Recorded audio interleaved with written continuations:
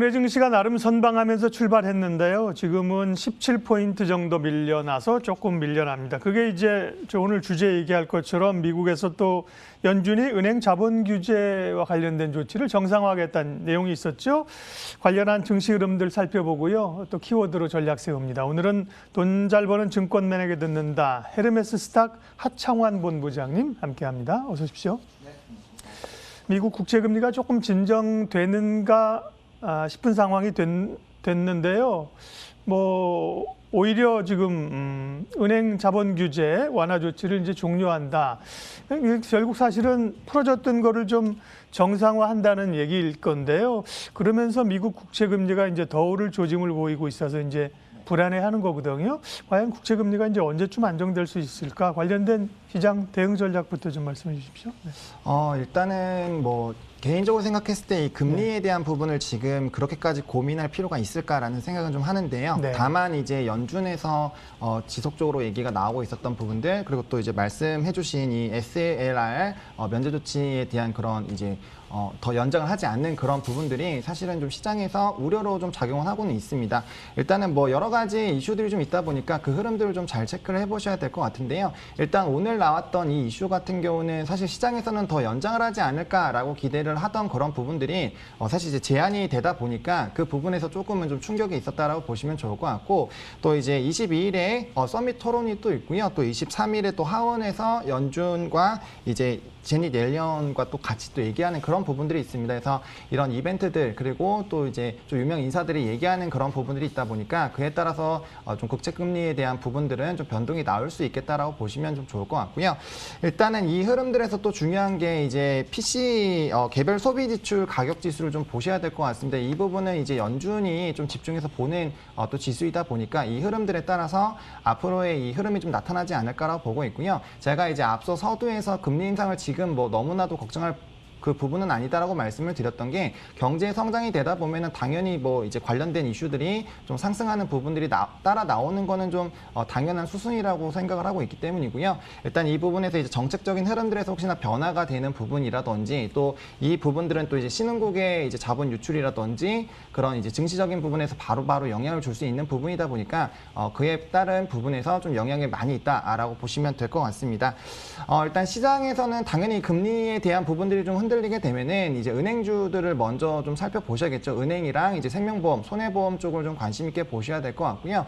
그다음에 이제 시장에서 사실 이런 금리와 관련이 없는 섹터들이 좀 잘 움직이고 있습니다. 대표적으로는 이제 임플란트 관련된 종목군들인데 그런 쪽 좀 보시는 것도 나쁘지가 않고요. 또 이제 OTT나 이런 좀 시장에서 이 금리와는 좀 관련 없고, 또 시장이 좀 흔들리더라도 견조하게 움직이는 그런 섹터들이 있다 보니까 그와 관련된 부분에서 좀 관심을 가져보시면은 좀 될 것 같고요.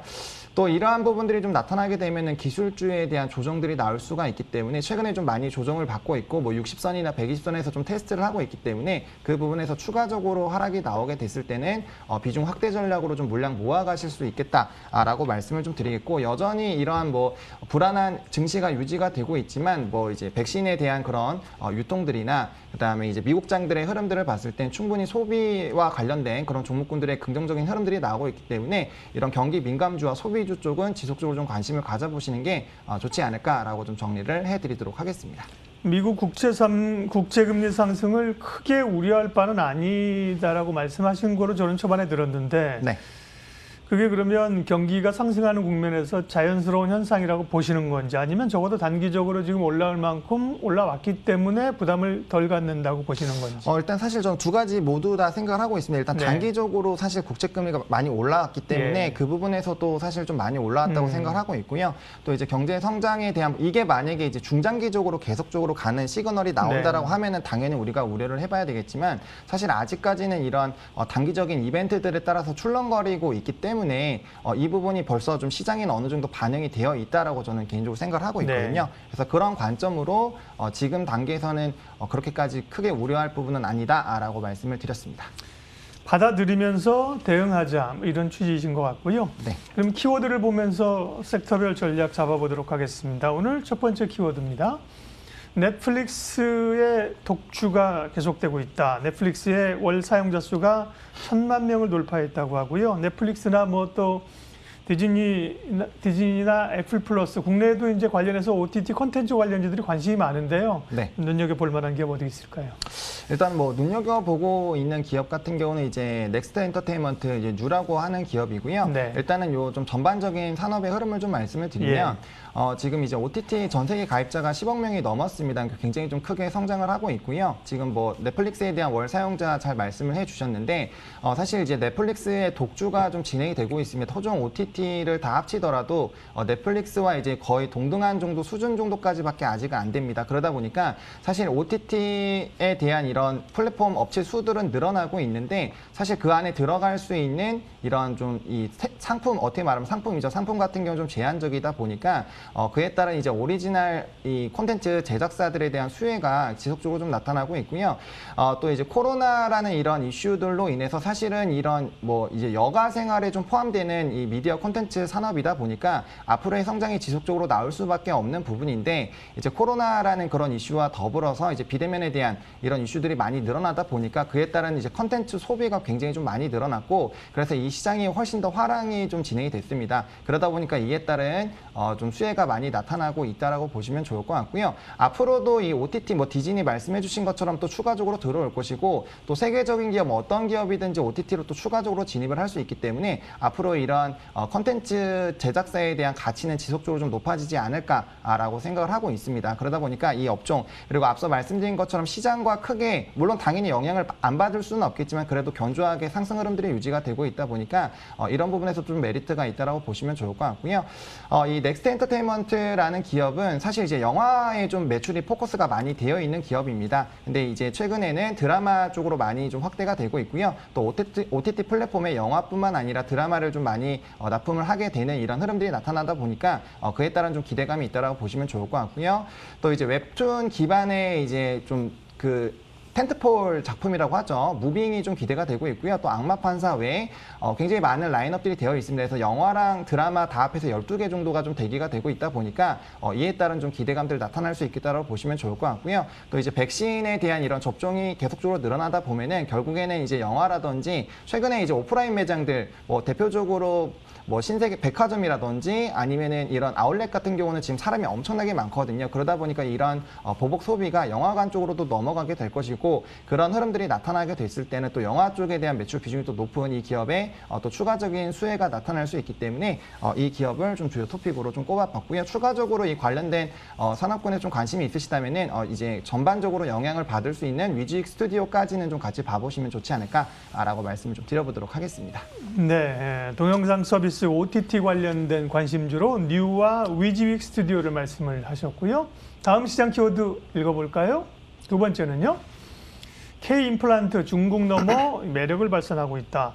최근에 그러니까요. 뭐 오스템 임플란트나 뭐 보면 임플란트 관련주들이 굉장히 강한데요. 네.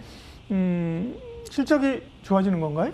네, 일단 시장이 실적이 굉장히 좋아졌습니다. 특히나 뭐 오스템 임플란트 같은 경우는 흑자 전환으로 전환이 됐고요. 네. 또 이제 매출이 굉장히 좀 크게 상승을 하고 있는데 네. 특히나 이제 임플란트 관련된 종목군들이 굉장히 기대가 되는 게 사실 이 코로나는 또 이제 이 호흡기 질병이다 보니까 사실 이제 입을 벌리고 있는 이 치료 쪽이 잘 될까라는 좀 생각을 하실 텐데 당연히 코로나19가 처음 진행했었던 그 부분들, 그러니까 작년 1, 2분기까지는 굉장히 어려웠지만 3, 4분기부터는 이제 중국에 대한 매출 비중이 굉장히 늘어나고 또 러시아 쪽에서 회복이 되면서 이 전반적인 흐름들이 굉장히 좀 안정화가 됐습니다. 거기에다가 지금 이제 특히나 오스템 임플란트와 덴티움 같은 경우는 이제 중국에 대한 시장이 굉장히 좀 확대가 되고 있고요. 그 외에 신흥국들의 시장이 굉장히 좀 커지고 있는데 중국 같은 경우는 뭐 아시다시피 인구가 굉장히 많습니다. 하지만 이제 임플란트 이제 사용자의 수를 보면은 국내가 약 500명 정도라고 기준을 잡아봤을 때 중국은 아직 4, 50명밖에 되지 않습니다. 그러다 보니까 이에 따른 시장이 굉장히 커질 수 있는 그런 기대감들이 커지고 있는데 오스템 임플란트 같은 경우는 중국 시장의 약 30%의 점유율을 좀 차지하고 있고요. 덴티움 같은 건 25% 정도를 차지하고 있습니다. 그러니까 우리나라 대표 두 기업이 중국 시장의 50% 이상의 비중을 좀 차지하고 있기 때문에 앞으로의 성장성이 굉장히 좀 기대가 될 수 있다라고 보시면 좋을 것 같고요. 또 이제 임플란트 같은 경우는 자연 자연스럽게 우리가 이제 노후에 대한 삶이 점점 길어지고 있습니다. 고령 사회가 지속이 되다 보니까 자연스럽게 이 산업은 앞으로 커질 수밖에 없는 산업이고요. 또 이제 실적적인 부분에서 안정적인 흐름이 유지가 되다 보니까 이런 시장의 흐름과는 별개로 사실 굉장히 좀 출렁거릴 때도 지속적인 우상향을 해왔거든요. 그래서 이 본업 바탕 그리고 이 섹터 자체에 대한 기대감들이 굉장히 커지고 있기 때문에 이런 관점으로 보시면 좀 좋을 것 같고, 저는 뭐 디오라든지 다른 종목군들도 나쁘지 않다라고 보지만 중국에 대한 일단 매출 비중이 큰 오스템 임플란트와 덴티움을 좀 집중적으로 봐보시는 게 좋지 않을까라고 말씀을 좀 드려보도록 하겠습니다. 네, 임플란트 관련주 강합니다. 오스템 임플란트 탑픽으로 말씀하셨고요. 덴티움까지 주목 종목입니다. 세 번째 키워드는 어떤 건가요? 보겠습니다. 반도체 슈퍼사이클, 한미 반도체를 주목한다.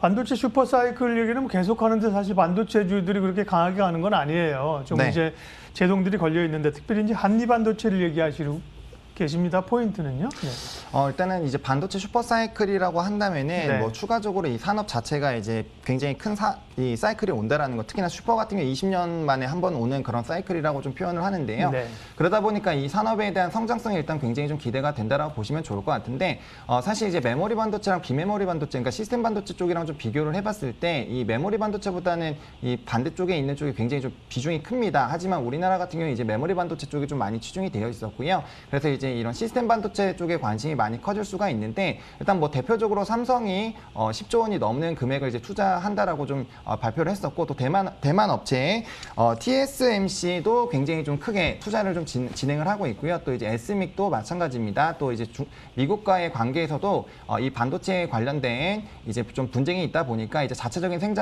생산을 위해서 좀 증설을 좀 진행을 하고 있고요. 이렇게 좀 이 관련된 기업들이 투자를 좀 진행을 하게 됐을 때 한미 반도체 같은 경우는 후공정 업체입니다. 대표적으로 크게 두 가지의 제품이 있는데, 일단은 EMI 이제 전자파 차단 실드라고 해서 이 반도체에 대한 부품들이 많이 들어가다 보면은 각각의 이제 전자파가 간섭을 하다 보니까 제품에 오류가 나는 경우가 있는데, 그 부분을 차단하는 이제 실드막이 있고요. 또 이제 비전 관련된 부분에 대한 이 제품도 있는데, 그거는 이제 뭐 식각이라든지 세척 이 관련된 부분에서 하는 패키징 부분에서 또 중요한 역할을 하고 있는데, 그 두 가지가 모두 시장 점유율 1위라고 보시면 될 것 같습니다. 그러다 보니까 자연스럽게 이 산업이 커지다 보면은 이 관련된 수혜가 좀 많이 나타날 수 있겠다라고 보시면 좋을 것 같고요. 뭐 차트의 흐름을 보셔도 아시겠지만 대부분의 반도체들은 상승하다가 지금 조금 조정이 좀 강하게 나타나고 있는데, 한미 반도체 같은 경우는 지속적으로 좀 우상향을 해주고 있는 흐름들이 나타나고 있습니다.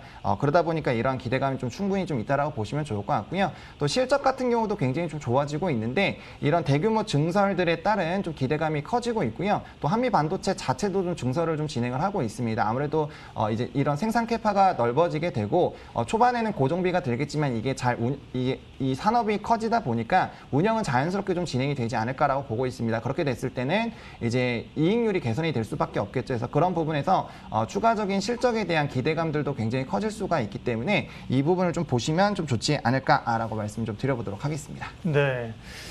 한미 반도체는 뭐 굉장히 탄력 있게 최근에 이제 올라왔군요. 네. 한미 반도체 같은 경우는 가격 전략은 어느 정도 잡을 수 있나요? 네. 사실은 지금 많이 올라와서. 네. 네, 지금 많이 올라오기는 네. 했는데, 지금 이러한 종목 같은 경우는 사실 이제 신고가 흐름을 좀 갱신하는 종목입니다. 그러다 보니까 이제 위에 매물대가 없다 보니까 사실 네. 이제 이런 기대감들이 나타나게 되면은 지속적으로 우상향이 가능하다라고 보시면 좋을 것 같고요. 일단은 정배열 상태에서 이제 21선 따라서 좀 상승을 하고 있기 때문에 이제 좀 포인트로 좀 정리를 하시려고 하신다라면은 일단 21선 기준을 좀 대응을 해주시면 좋을 것 같고요. 충분히 현재 시점 그리고 업황으로 봤을 때는 현재 가격보다 이제 20% 이상은 추가적인 좀 상승 여력이 일단 기본적으로 나타날 수 있다라고 생각을 하고 있습니다. 그래서 단기 목표가 31,000원으로 보시면 좋을 것 같고요. 네. 일단 이 종목 같은 경우 계속적으로 우상향할 가능성이 있으니까 이 큰 흐름만 깨지지 않으면 지속적으로 좀 지켜보시는 게 좋지 않을까라고 좀 첨언을 드려보도록 하겠습니다. 오늘 돈 잘 버는 증권맨에게 듣는다. 헤르메스 스탁 하창환 본부장과 주요 이슈들 관심 종목 살펴봤습니다. 고맙습니다. 네, 감사합니다.